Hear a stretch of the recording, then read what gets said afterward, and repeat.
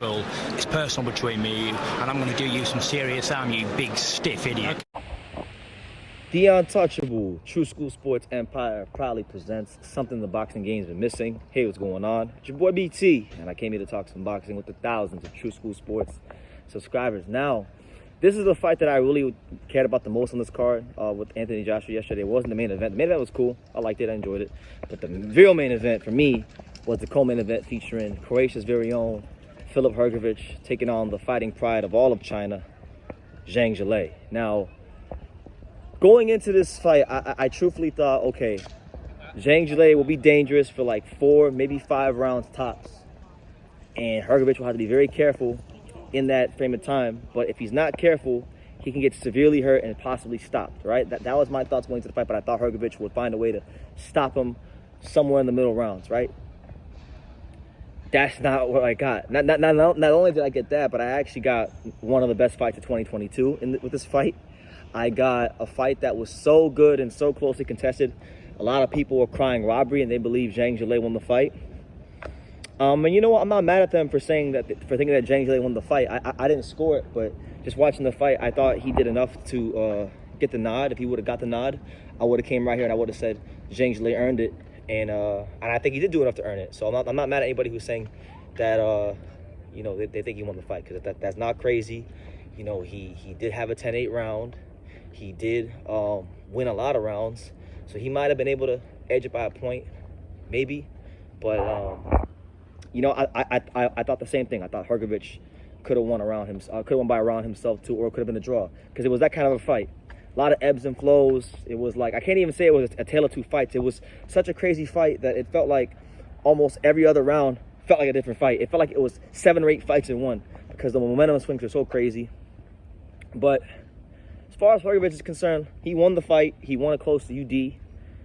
And although he won, and I'm happy, and he's the IBF mandatory challenger at heavyweight now, you know, I got to be real about Filip Hrgovic. Zhang Zhilei definitely, and I'm going to use my Canelo voice, Zhang Zhilei definitely exposed Filip Hrgovic. The weaknesses that he has, the chinks in the armor. He did expose those things. They're there to be seen. Okay, they were always there to be seen, but he really brought them out in this fight. And it's like a lot of things. It was, first of all, I think Hrgovic is we talked about on the channel before. The output of his jab, especially in the early rounds, was not where it needed to be, which is why I think Zhang's had so much success. Hrgovic loves to throw that lead right hand, and he was throwing it so much against Zhang. Zhang just began to time him over and over again, right? So I think really trusting that jab a lot more earlier in fights is gonna make his life a lot easier. There's that. There were times towards the last minute of the fight, of the round, and during the fights, where he would just fade. Like, he would just fade on the last minute of the fight immediately. And that could be for a number of reasons. I mean, he did train 16 weeks for this fight, so maybe he did come into the fight a little overtrained. Sometimes that does happen to fighters. They can train way too long and way too hard and be way too strenuous in their training, and they can leave the best parts of themselves in the gym. So maybe that was the case for him, not making excuses for him. However, just trying to figure out why the hell he was fading so much, you know. And that'll be something to look out for in later fights, because if Hrgovic does have stamina problems, then a lot of guys are going to have a chance to beat him. And I'm not just talking about the guys that you all think could already beat him. I'm talking about the guys, the smaller heavyweights that can put a lot of punches together, who have good stamina already. Like a guy like Joseph Parker might have a chance, just because, like I said, if you have that stamina problem, you know, that's an issue.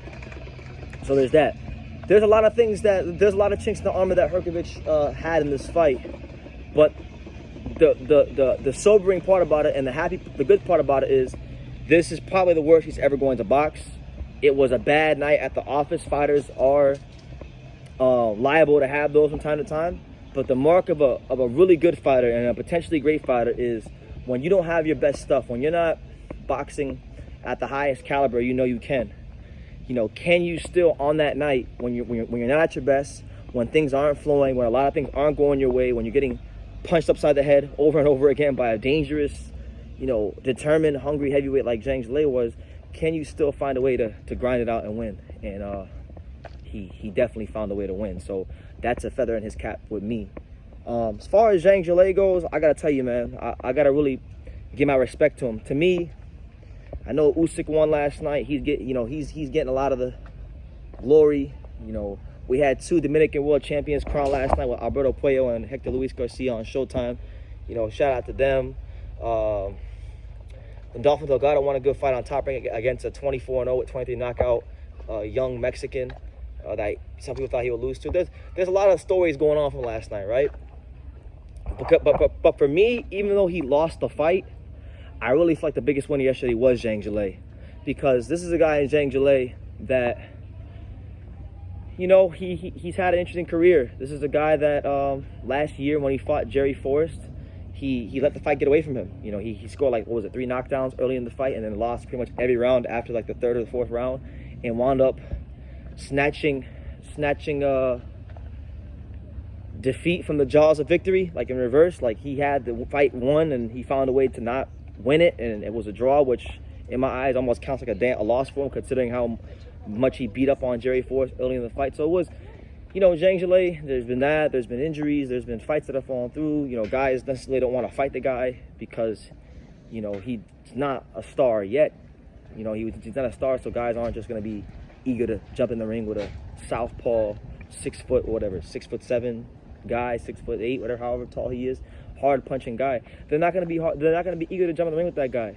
He's high risk, low reward, as is Filip Hrgovic, which is why they both wound up fighting each other. And he really fought in such a way last night to where it's like, you fought a guy in Hrgovic, one of the most avoided, one of the top heavyweight contenders out there today, bronze medalist, really good fighter who's still very much in development, but very good fighter, a guy that when it's all said and done might become heavyweight champion of the world at some point in his career.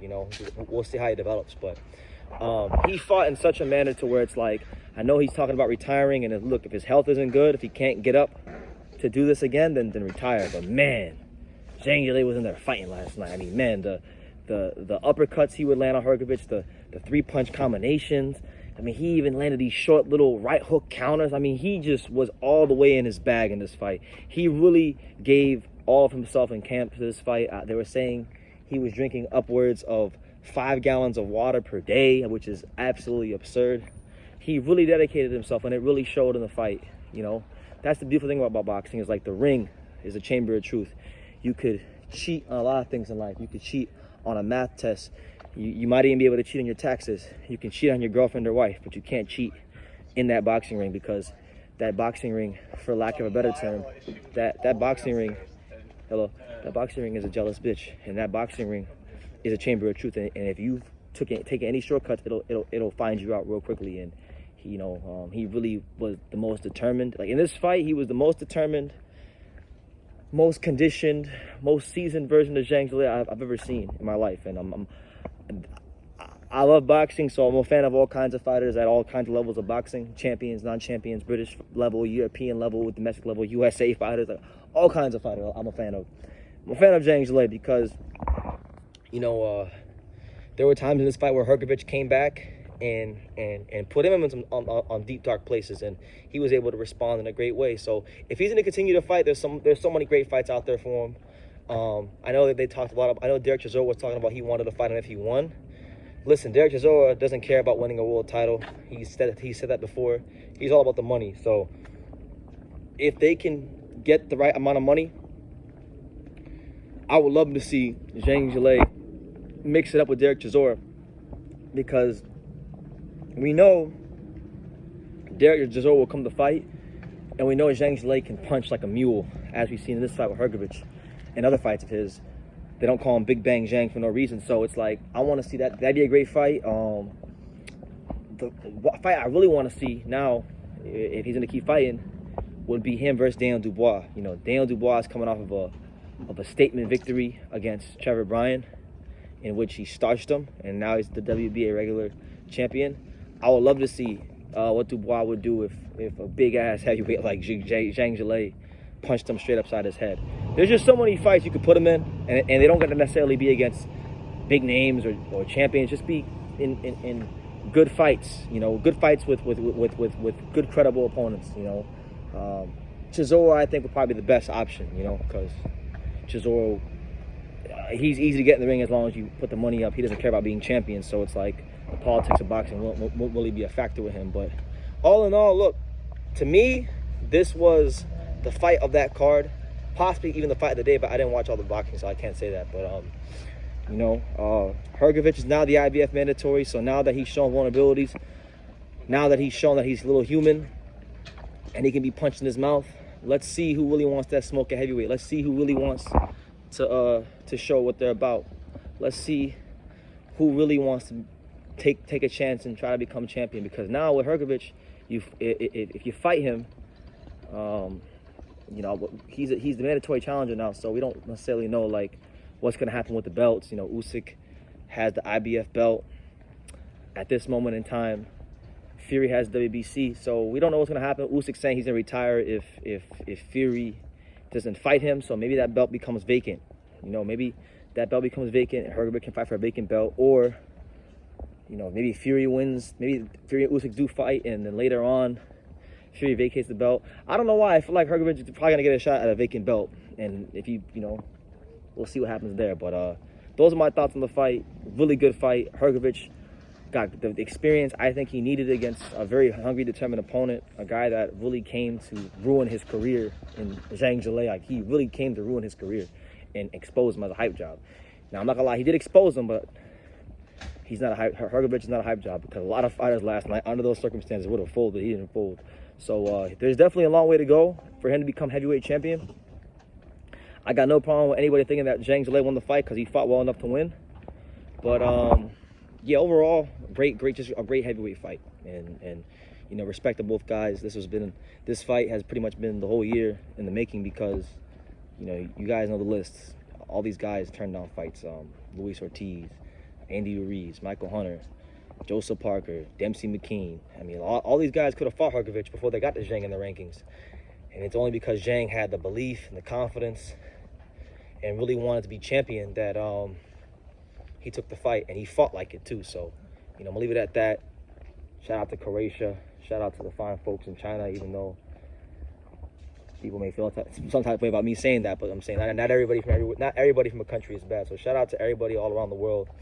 May God bless everybody. Make sure you keep Jesus first.